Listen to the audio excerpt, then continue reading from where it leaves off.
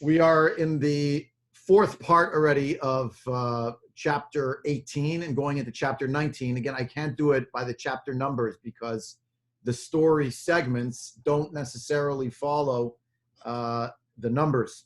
Sometimes they do, sometimes they don't. And here there's just so much to say that I'm not able to just do everything in one chapter 18 at one time. So for those who are just joining us, maybe for the first time today for Shivas Bet Ch, let me remind you just the basic frame of the story. Avshalom, the prince of the Jewish people, the son of King David, has rebelled against his father, and now he is dead. And he was killed by various individuals who are part of the military machine, and among them at the command of the chief of staff, Yoav ben Tzeruiah, who is more loyal to the king, as we'll see soon, than the king is to himself in certain ways, and that's going to be a source of tension. We're on page 388 if you're using the Koren Tanakh. If not, you just look it up, chapter 18 in Shmuel Bet. And it's really at the toward the bottom of the page, verse 19, Pasuk Yud Tet. So what I hope to do today is just to learn through the pshat of the end of Perek Yud Chet, try to understand it, and do a little bit into Perek Yud Tet, and hopefully we'll have something we could take with us for this period of time of introspection and of loss. And this is certainly the chapter about a lost son. Right after the death of Avshalom, he is stoned by all sorts of people who are there. It sounds like it makes plain that it was actually a huge pile of rocks that is piled on top of him in the forest, in some kind of a ditch where he's been thrown. And this because of the great anger and hatred that he had fostered in the minds and hearts of so many because of his actions. He rebelled against the king. 20,000 people died in the civil war, essentially. So all of that is a good reason why there was fury against him, appreciating that he is still the son of the king. Everyone runs home. As soon as this happens, they escape, they run away. Nasu, Ishlo Halav. And we have one sort of summary pasuk Yud Chet.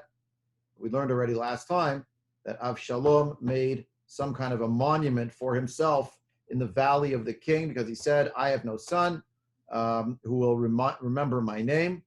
Was that foreshadowing about the fact that he would be vilified and he needed some kind of way in which he would be memorialized or some such thing? Is it some other reason? Was it about his hubris? So he didn't care about his children enough. He thought they would carry on the legacy. He wanted a physical monument. Whatever it is, and I don't want to make any political statements about issues of monuments today. Clearly, monuments are ways in which people perpetuate the memory of whoever it is that is on display. What's interesting is that no one ever tried to tear down the monument of Avshalom. I mentioned already last time that Avshalom's monument was the one that we know about today. The construct of it is almost 100% not the one built by Avshalom. It's a Second Temple period in terms of the architecture and the like, but it's probably in the vicinity of where the original one was. Just because there's a monument to Avshalom doesn't make him a hero. Could be a villain and have a monument too. He put it up himself, mind you. So now that pasuk, as is sometimes the case, is obviously not something that he did after he died. The monument was put up previously, and verse 18 is just telling you, by the way, he had already done this. All right. Why is it here specifically? Because where actually is he buried? Verse 17. He's in a pit. He's covered by stones. But by the way, where's his matzeva? He didn't have a matzeva over there. It was his monument, his tombstone was not there. It was actually something he put up in his own lifetime, a living tombstone. Pasuk Yud Tet. Achimatz ben Tzadok, you recall that he's the son of Tzadok, the Kohen, that he was being sent back and forth as a trusted messenger by David to figure out, basically to spy, what is Avshalom doing, report it then to David. Vachimatz ben Tzadok amar arutza na v'avasra et hamelech kishvato Hashem miyad oivav, volunteering to do his actual job, the role that David had set him up for, which is to say, to be in charge of being able to bring messages, to be the messenger. So he was saying, I want to carry out my role, which is what David asked me to do.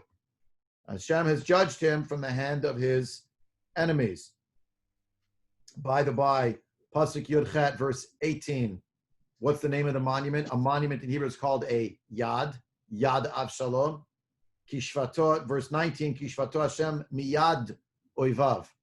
Not just the fact of, literally, Achimatz meant the hand of your enemies, from being in the clutches of enemies.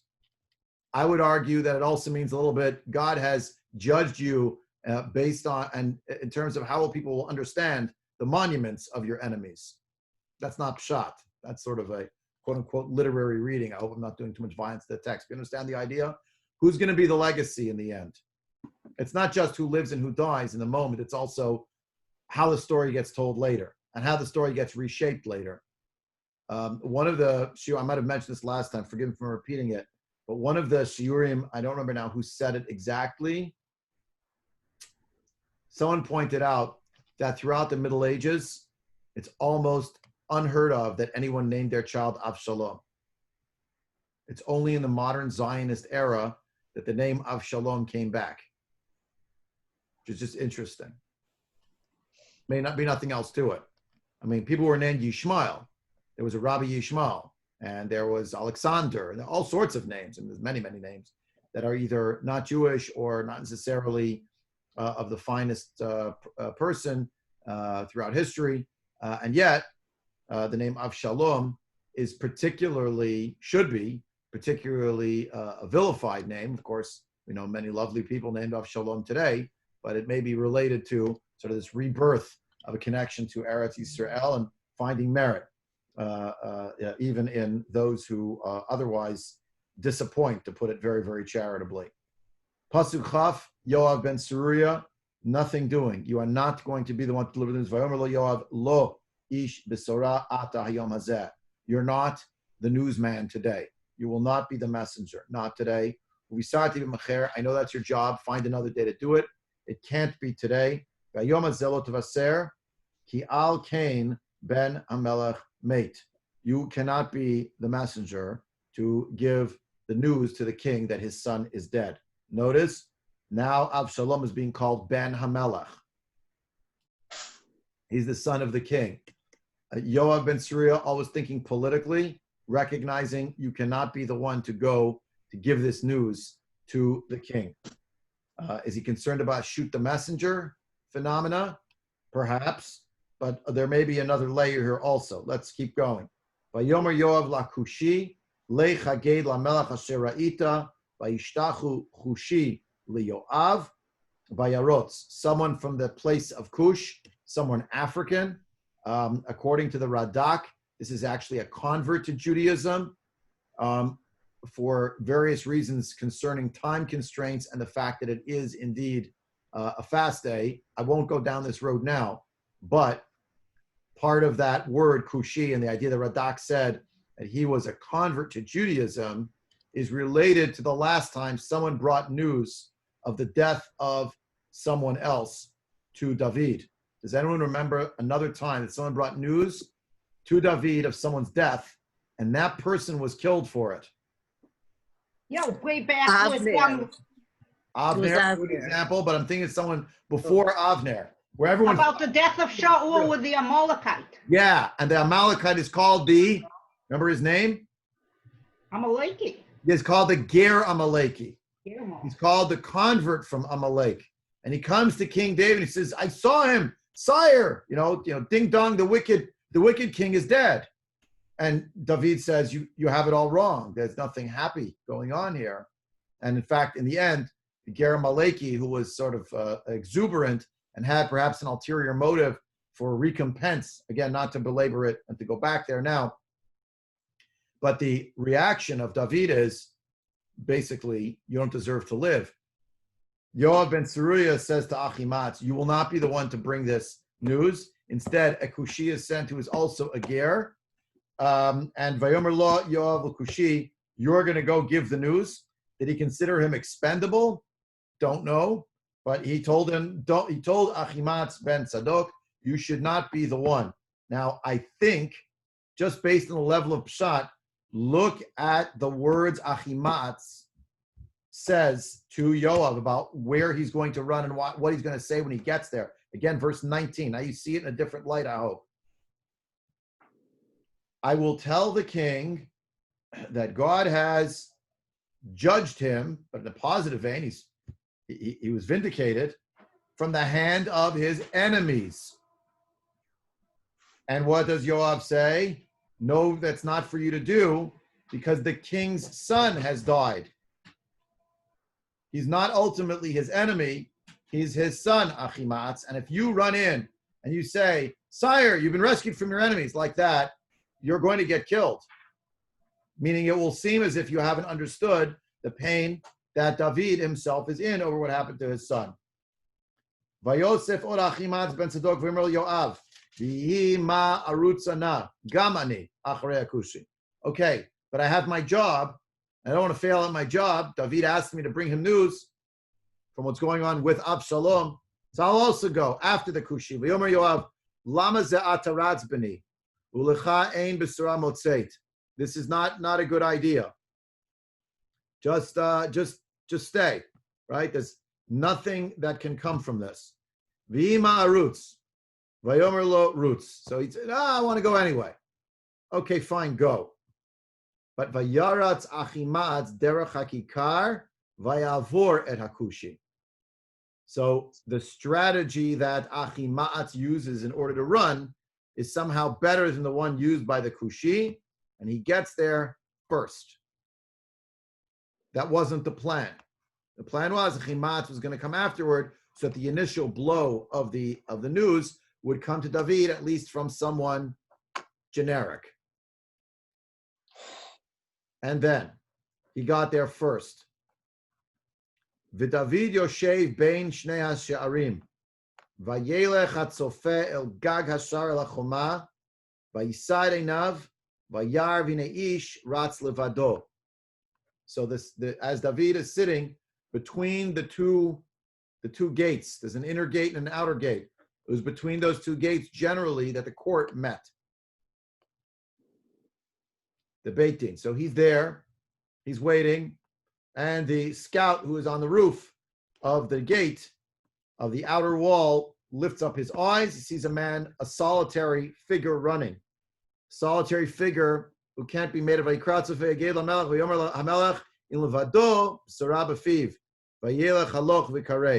If he's alone, then he's bringing a message.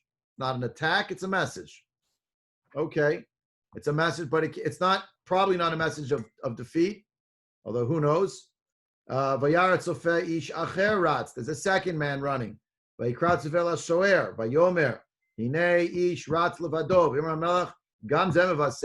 Must be two messengers.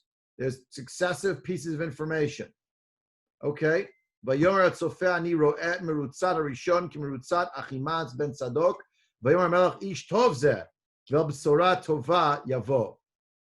Tzadok is coming, the Tzofeh says it seems to be Achimatz running.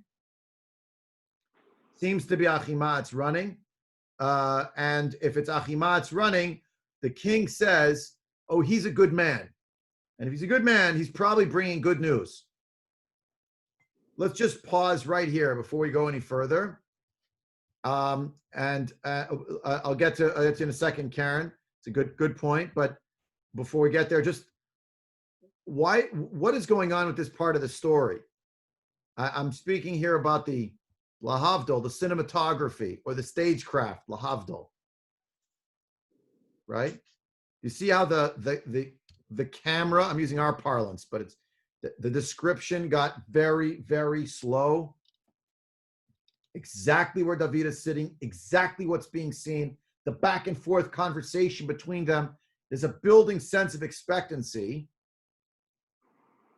And unfortunately, of delusion on the part of David. A good man is coming, therefore he must have good news. That doesn't match.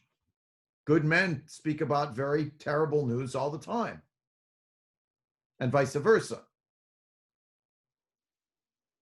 But in the mind of David, there's going to be a way out here. There's going to be a rescue. Remember, he didn't daven for the downfall of his son.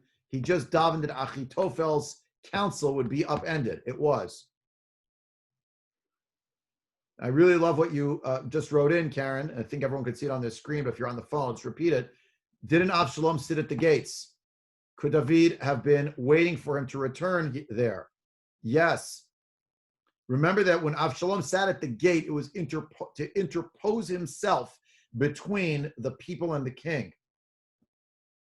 But we have this image almost, now it's not exactly this way, but it's almost this way, of the expectant parent waiting at the open door, looking out into the street. When will I see my child come home? Or when will I get favorable news? And that Sofer, the scout, also can't exactly see what's going on. The plan would have been, from Yoel's perspective, send someone generic, not someone who works for the bureaucracies, who works for the civil service, but get someone who's actually just a low-level functionary and get them to go running, anonymous person, the Kushi. This brings news. So we'll just say, this is what happened on the battlefield. He died. Instead, Achimaaz feels a sense of kinship, responsibility towards his king. He wants to give him the news, but his idea about it is in national terms. Yoav is waving him off, not you. But things don't run to plan. Achimaaz gets there first, and the Kushi is following after, but the king is so happy, it seems, because he sees that there's a good man coming. Wouldn't be coming to bring me bad news. And when you realize this and the symmetry of like he's waiting, it almost reminds in a different way, but there's this idea that we find also of the mother of Sisera, General Sisera, who we read about this in the Song of Devorah. We read about it a long time ago, the book of Shoftim, book of Judges, chapter 5. It says Vatevav Ba'arachala. She's not Vateva. Vateva is afterward. She's waiting at the window. You imagine her at an upper floor window, mother of this wicked general, and she is waiting. If you want, Be'ara Eshnav is the word. Excuse me. Page 2, if you want to see it in the Quran, it's page 298. Be'ara Chalo Nishkefa Vatyabev. She is sitting in the window. She's looking out of the window. She's moaning there. She looks out. She peers out of the window itself, or the lattice that's there. Why is he late? Where is he? Where could he be? Right? So what do the women tell her to reassure her? Oh, don't worry. He's probably taking a long time because he's busy parceling out all of the booty that he has collected, all of the loot, the spoils of war, and that's the delay. But in fact, he's fine. Here, no one's talking about David. Here, he's doing it to himself. Let me pause here because a few people have unmuted themselves, so I'm taking as a signal you want to say something. So go ahead. If you're unmuted, let's see. Helen, did you want to say something? Yes. You just stole my thunder. I was just about to bring that story about Sisera's mother. But in both cases, why would they expect a positive answer? It seems unlikely in both cases that their loved one would return unharmed. Right. Agreed. Rav Soloveitchik has an essay about this in the context of Rosh Hashanah. I've just invoked the words Rosh Hashanah. It reminds us it's about, at this point, 10 weeks away from today. Yikes. We'll see what will be. But okay, there will be a Rosh Hashanah no matter what, and it will involve apples and honey. Everything else, who knows what's going to be. But there will be there'll be shofar. We'll figure it out. Don't worry. But the Rav Soloveitchik says... My heart goes out to Sistra's mother. Yeah, it's okay, something that I think about all the time. Right. So Rav Soloveitchik says the Gemara learns that we have the notion of the Yevava, the trua sound, the staccato sound from this pasuk. Vateva, Vatiabev, she's moaning in some way, or that's a Koren's translation really. Vatiabev, she's whimpering. It's a staccato. Says Rav Soloveitchik, what an unlikely source for this grand moment of Jewish life, of the shofar, that we know its sound from all people, the enemy of the Jewish people's mother, enemy of the Jewish people. And among other things, I won't give you his whole answer now, but one of the things he says is, because the shofar reminds us how often we have expectations that are unrealistic about ourselves and about others. We reassure ourselves, and then suddenly we confront a crushing reality. And her weeping is that on a certain level, she, mother of Sisera, knew the truth. But she was willing to be fooled. She colluded in her own reassurance, which in her heart of hearts she knew was not true. And Rav Soloveitchik says that's our experience on Rosh Hashanah, is a feeling that we have just, obviously it is a day in certain respects of optimism but the shofar's piercing cry, but Yabev, the sound of the Yevava, of the staccato whimpering, reminds us that on this day, the day of Din, we also confront reality, which we may not be able to tell ourselves stories about ourselves, rather, about our own conduct, our own selves, which we may not be able to really just shrug off as, well, we're doing okay. That's not going to be good enough. I mean, this is basically the Rav Soloveitchik piece. So it's a human tendency. David's sitting between the gates, and he sees a good man coming, and he makes a logical error. He's coming, must be good news. Debbie, did you want to say something? I see you also unmuted yourself. Please go ahead. No. Okay. Well, good morning to everyone again. Thank you, though. Yeah, I'd say when you unmute yourself, that's what I think it means. Okay. I was actually just looking at my phone. Sorry. Okay. I heard a click. And the picture was posted from last year. From our trip. Okay. Let me just mute you because there's a little bit of background distortion. But anyone, if you want to unmute yourself at any time or type in a question, whatever it is, feel free. Feel free. It's not just a one-sided lecture. Look what happens when the messenger arrives. The messenger is Achimatz. David knows him. David trusts him. He's a wonderful person. He's got good news. Pasuk Chavchet, verse 28. Vayikra Achimatz, vayomer el hamelech, shalom, vayishtachu lamelech la'apav arza. He says to the king, peace. I come in peace. There is peace. There will be peace. A greeting. He bows down in front of the king all the way to the ground. Vayomer, Baruch Hashem Elokecha, Asher Sigar et ha'anashim, Asher nasu et yadam, Badoni HaMelech. These are challenging words to understand what exactly it is that he's saying, because the word sigar sounds like lisgor is to close, to seal in some way. So what is that a reference to, right? He didn't want to use the word dead. He didn't want to say specifically that his own son was killed. So the people generally, there's some mysterious people, and these people had something they wanted to do. So the sigar is they're closed into someone's hand. They were put away. They were somehow laid low. But he doesn't want to say it directly, right? He's he's hinting around. He's hinting around that something untoward has happened, but I don't want to say with my lips, i.e., he's concerned, what's the net result going to be? How will it be received? And he's not sure. He's not sure. So it's sort of a tentative, and it's a very spiritual response. Baruch Hashem Elokecha. So he's very firm. Oh, Baruch Hashem, Baruch Hashem. All the people who are coming after you, we have them in hand. Right? But he didn't say that it was actually an issue of the death of the son of the king. That was left out conveniently.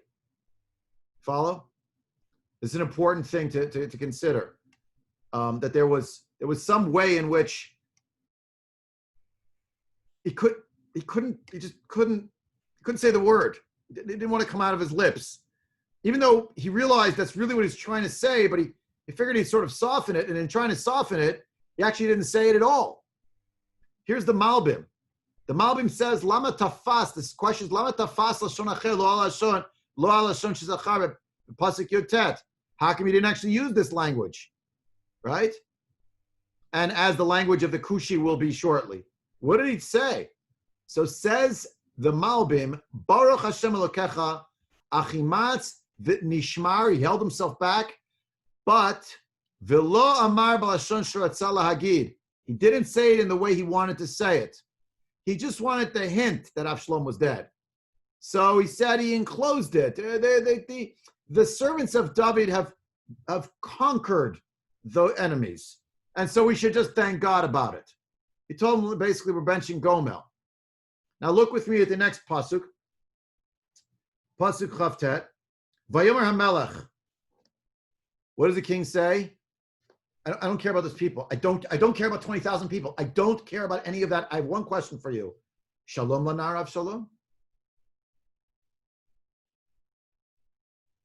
Vayomer Achimatz. Ra'iti hamon hagadol lishloach et Eved HaMelech Yoav et Avdecha ve'lo yadati ma. He's stammering. I saw there were a great group of people, and there was like a lot going on, and they wanted to send the servant of the king, saying Yoav and me, and I don't know.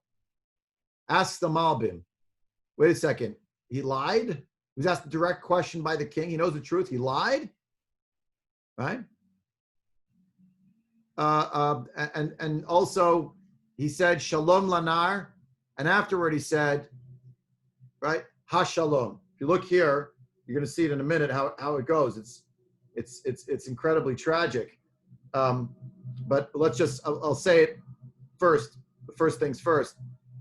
Look at how the king said it. The king mirrored exactly what Achimatz said. Achimatz said, Vayomer HaMelech Shalom. First he said Shalom. By the way, I'm pretty sure he violated the etiquette of the king. You're supposed to bow down first and then start speaking. But he came in and he said, Shalom. He bowed down on the ground. That's verse 28. So in verse 29, Pasuk Chavtet, in the same pasuk, and that's, by the way, why it's in the same pasuk. There's no long, I put a long pause. It shouldn't have been a long pause. Right? But the king's response is a question. Shalom lanar Avshalom. And Achimatz as well. I saw, contrast that. I guess we have to read a little bit farther. But Vayomer, verse 30, before we get to the Malbim's answers. Vayomer HaMelech. Sov, Yitatsev Kov, Vayisov Vayamod. Okay, stay here.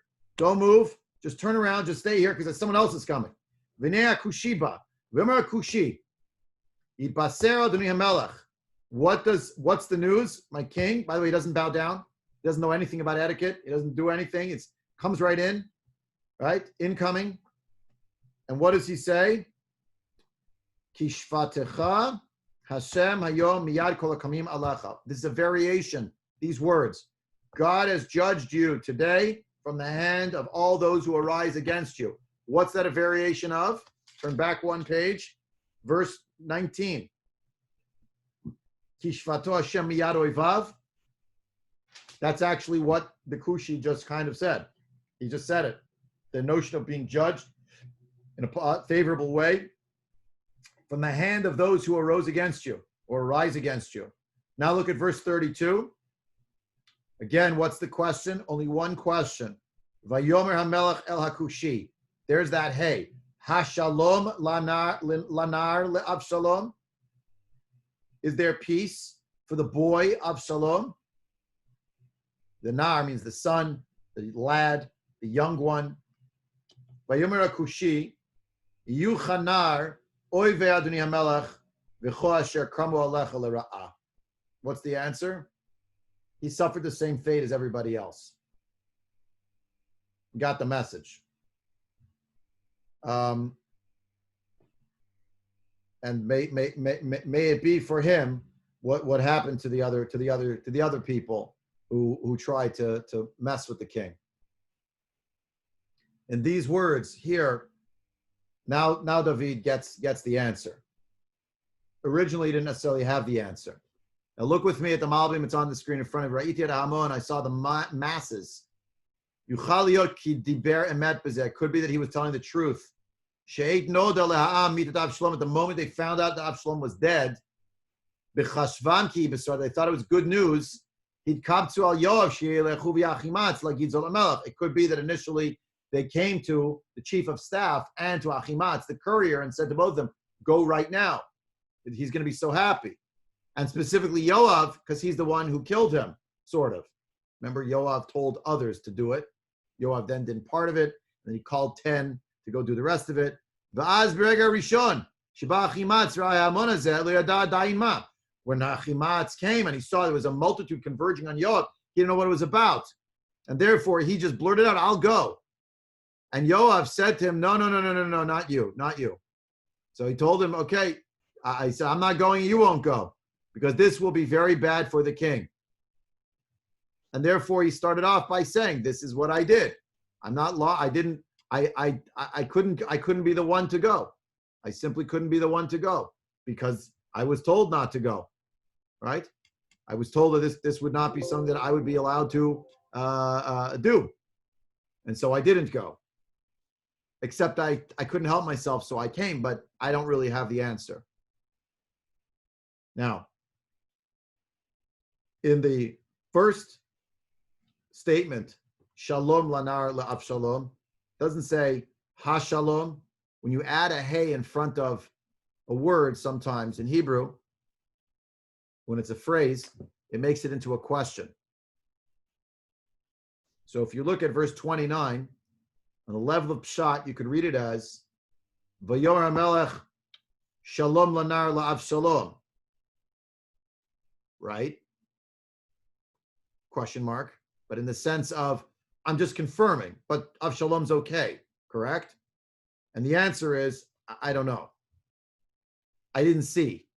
I just saw a multitude, meaning I didn't see it. But when you see in verse 32, now the Kushi arrives and has spoken his piece, and the king now asks it as a question. Hashalom lanar Avshalom? In the first case, there's a confirm it for me. In the second case, there's a wait, what are you actually saying? What are you telling? What about my son? So in one case, from a language perspective, it's less a question and more of a statement that's waiting for either confirmation or denial, or rejection, I should say. In the other case, it's actually already an open-ended question because he really doesn't know the answer. And the Kushi gives him the answer.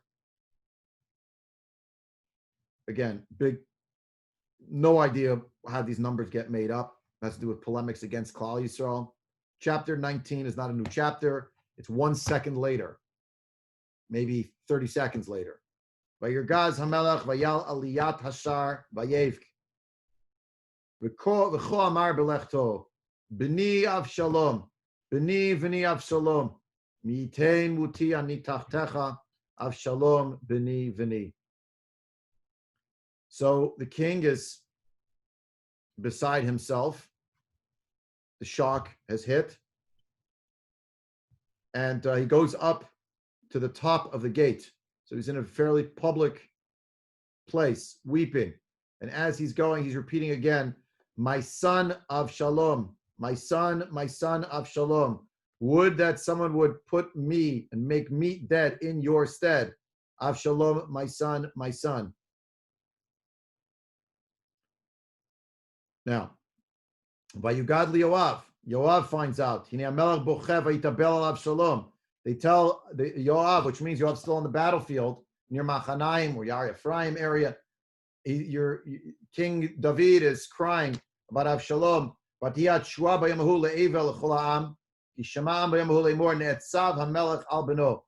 So what ends up happening? It's catchy. It went viral. Instead of everybody being so happy that they won, that they restored the king to his rightful throne, that they denied a rebel his nefarious plan, everybody falls into a state of grief. Vayitganev ha'am bayom hahu lavo ha'ir kasher yitganev ha'am nichlamim benusam ha'milchama. People stole into the city. The way they had escaped when they killed off Avshalom, they ran home. Now they're sneaking in.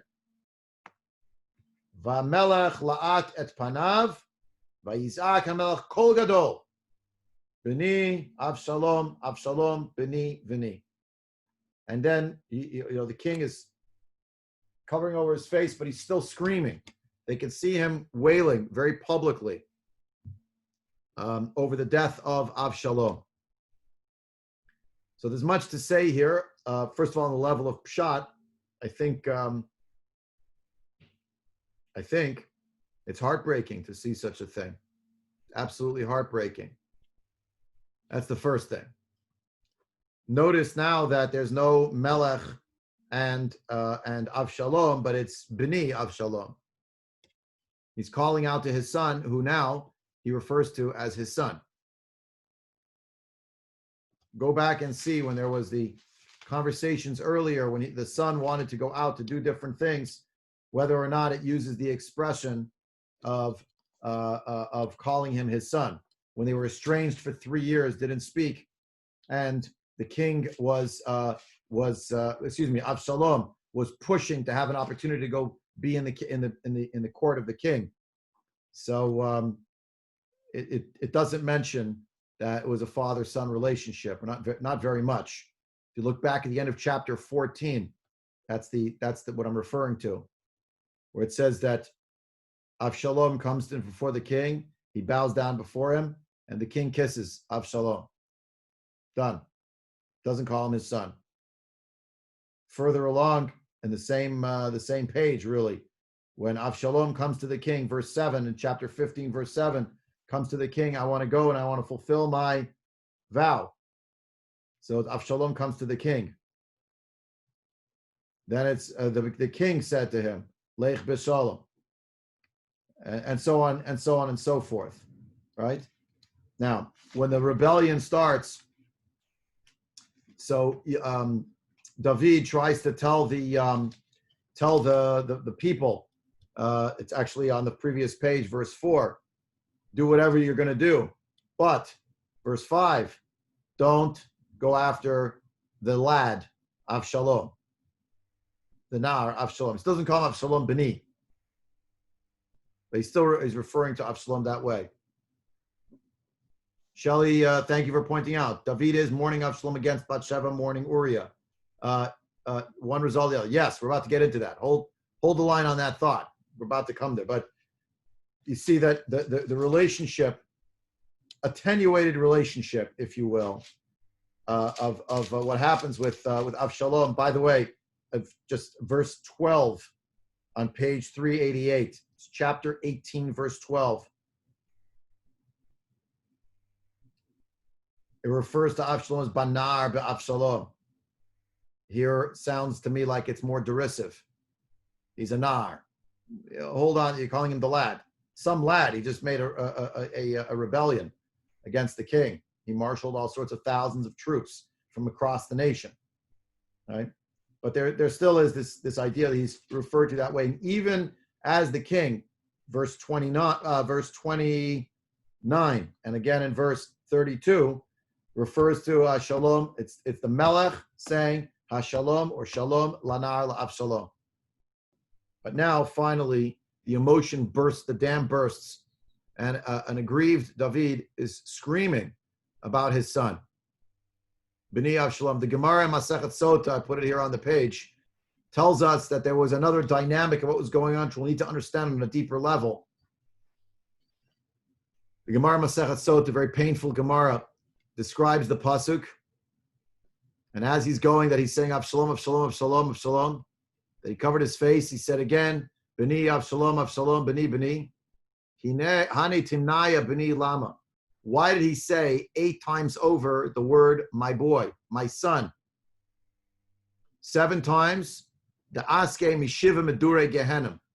He was lifting up his son. Each time he referred to his son as my son, B'ni, he was lifting him up from the 7 levels of Gehenim. V'idach, and then another way of seeing it, because really 8 times, the Kariv Reishe Legabe Gufe. The further the idea here that the last time he said it, he connected the head and the body of Avshalom one to the other. Remember that Avshalom was suspended by his head, so there seems to be some idea that he was decapitated as a result of what they did to him. Well, he was suspended between heaven and earth, and now the two were reconnected. Some say, the 8th time David said it, he brought his son into Olam Haba. Of all people who doesn't seem to be worthy, it's odd that he would be bringing him to Olam Haba, but that's what it describes. 8 times, either to bring back the dignity to the body, the connection between the head and the body, or the idea of bringing him into the world to come. I have more to say about this, the head and the body connecting. I'm going to leave it for now because I want to focus on the other aspect of this, which is the idea of bringing him into the world to come. And the idea that David could have done this for his child after his child passed away, a child who I'll remind you was not a tzaddik. It was a big Rasha. Tosfot on the page asked the following question. They say, if you'll ask me, doesn't it say in the Gemara in Masechet Sanhedrin, Bra Mizake Abba, Abba lo Mizake Bra? A child can bring merit to their parent, their father. A son brings merit to his father. A father does not bring merit to his son. Kedichtiv, ve'ein miyadi matzil, ein Avram, matzil et Yishmael v'Yitzchak et Esav. These people were not able, the children had to stand on their own 2 legs. The parents could not redeem their children once they had gone beyond a certain point and had left the world already. It's too late. Aval ben mitzilat ha'av, but a son can rescue his father's legacy. Why is that? You don't have to be so mystical about it. The child carries on the parent's legacy. Therefore, the child can rescue the legacy of the parent because they get to keep telling the story of the parent, but also because they represent the parent. Biologically, they are the progeny of whoever came before. An example, Yoshio, Shlomanu and Ammon, that Ammon was not listed on those who did not have a chelik in Olam Haba, that Yoshio, Ben Ammon, because Yoshio is a great tzaddik, he rescued his father. So that begs the question, how could the Gemara here claim that a child could have their legacy fixed, repaired, whatever it is, and themselves be brought out of Gehenna and be brought perhaps even to Olam Haba by a father, davening for them? V'yeshlomer mishum da Avshalom, natal et shelo ba'olam hazeh. Because the way Avshalom died, he already got his punishment in this world. Shenerg b'mita mesuna. He died a very cruel death, a prolonged death. He suffered in dying. So therefore, hu'ilo lo tfilat aviv. Therefore, the prayer of his father was effective.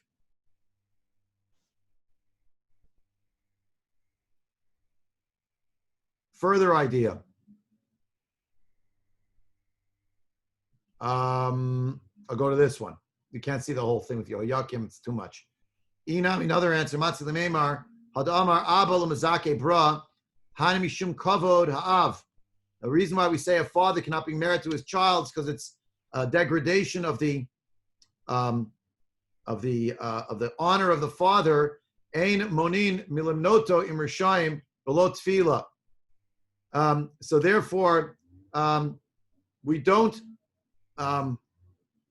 We will not prevent ourselves from counting this wicked one, namely Avshalom, among wicked ones, without any prayers being offered as such. Just to mention it, Aval Tefillah Moelet, v'David hitpalel Avshalom. Say Tosfot, when the Gemara claims in Masachet Sanhedrin that a father cannot bring merit to their child, that just means, when all things being equal, that it can't be that a father would bring merit to their child through their actions, because the child is the progeny of the parent. The child, having left a legacy of wickedness, cannot be undone now by the parent. The opposite can happen, because the child says, I'm the progeny of someone who didn't reach the level they should have. Au contraire, they were wicked. I'm going to be good, and I'll be known as the child of so-and-so. But when the parent loses the child, that's not possible, because the progeny is the bitter fruit of that parent. But say Tosfot at the end, that's only if there's no prayer. Aval tefillah mo'elet. But if there is tefillah by the parent for the child's neshama, it will be effective. And David davened for Avshalom.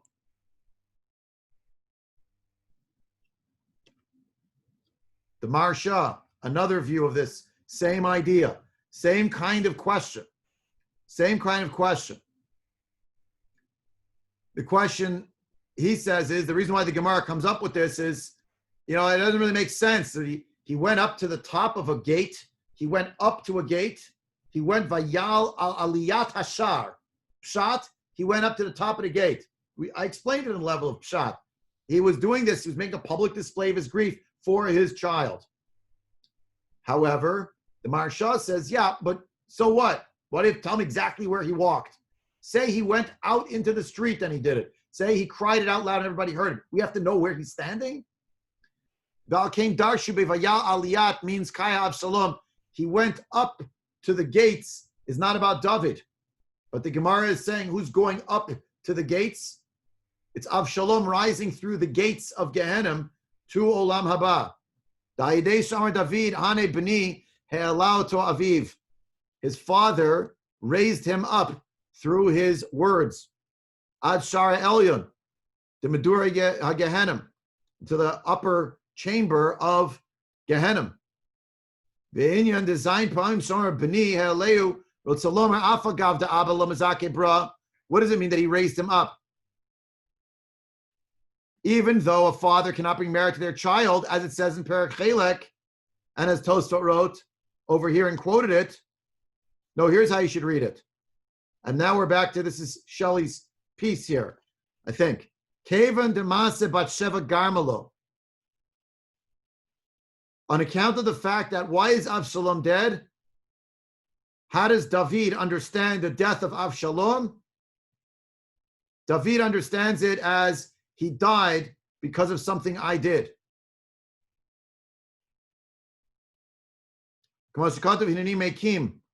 Amar, he said, Kevin shibano ne'anash al yado yizkenami bishvilo lahaloto mimedure gehenim.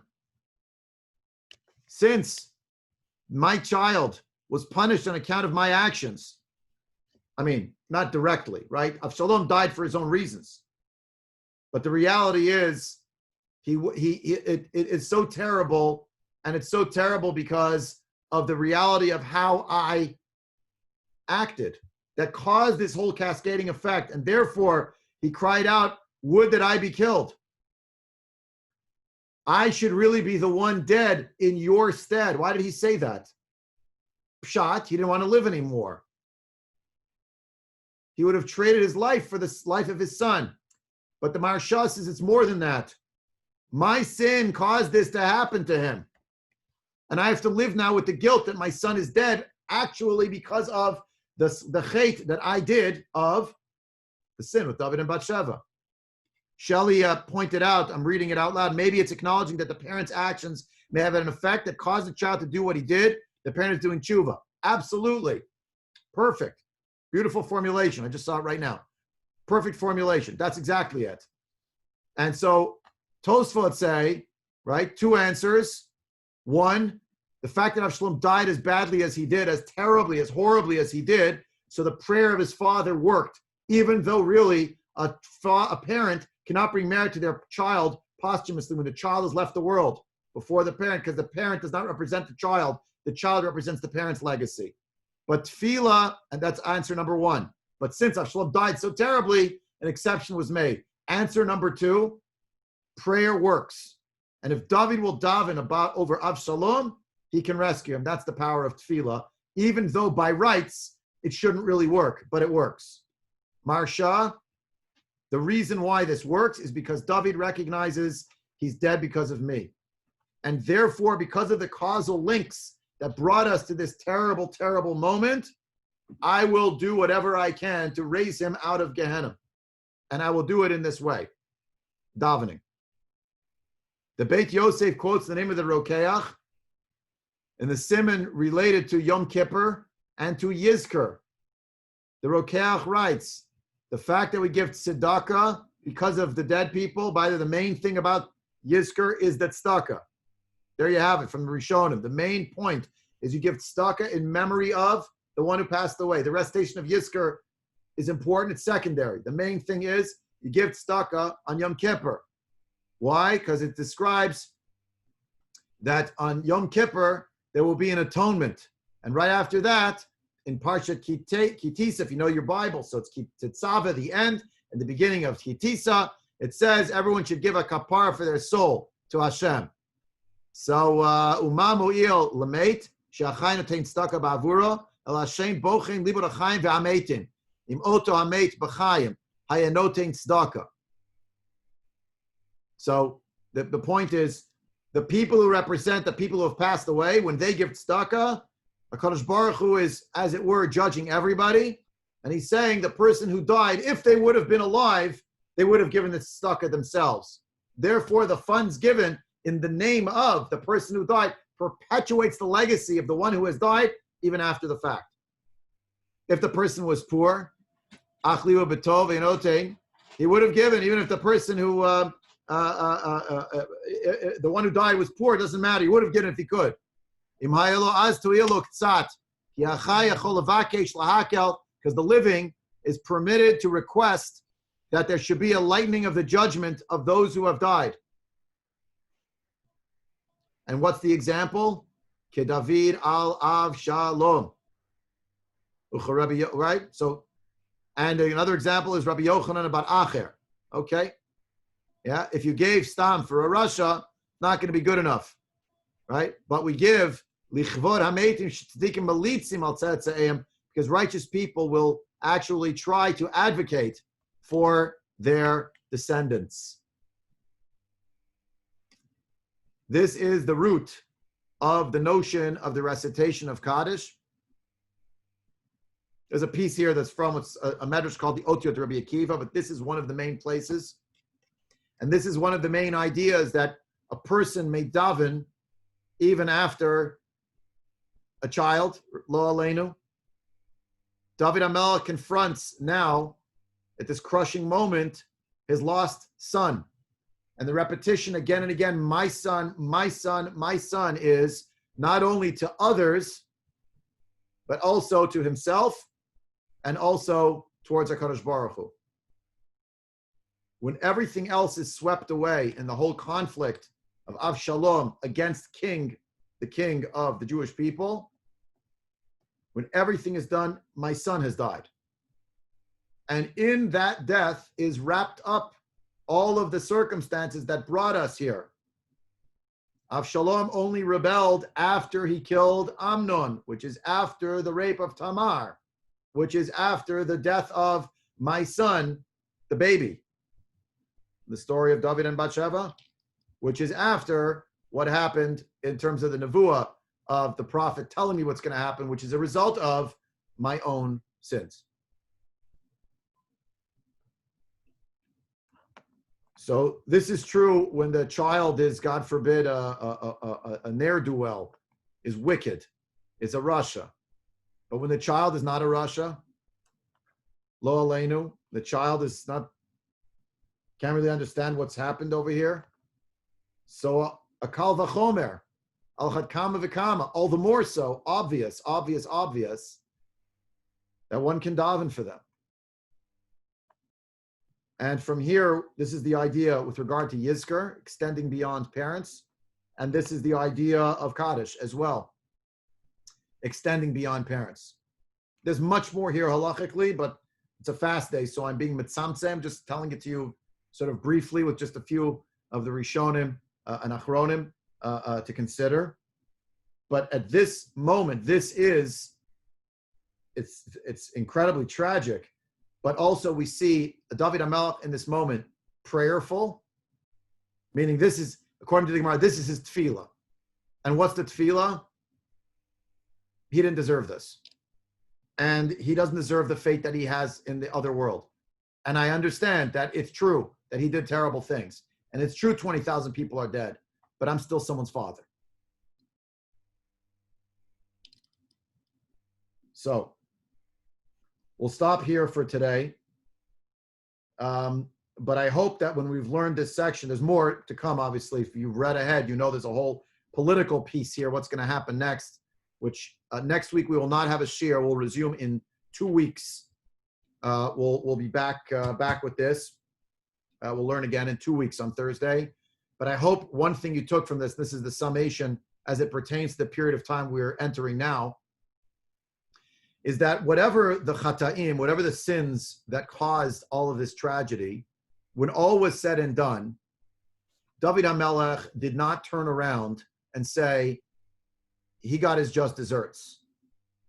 Instead, David HaMelech turned around and said, oy vey, what a terrible tragedy befell me, and befell, by extension, anyone who commiserates with me. And it's true that of these 5 calamities that happened to the Jewish people in Sefer Shmuel Bet Ch, and the period of time, if Mashiach Tzidkenu does not arrive, then we have to already put out a schedule that there's going to be a Tisha B'Av. So it is a result of the sins of the Jewish people. It didn't happen as happenstance. It's not a bolt from the blue. It actually is a result.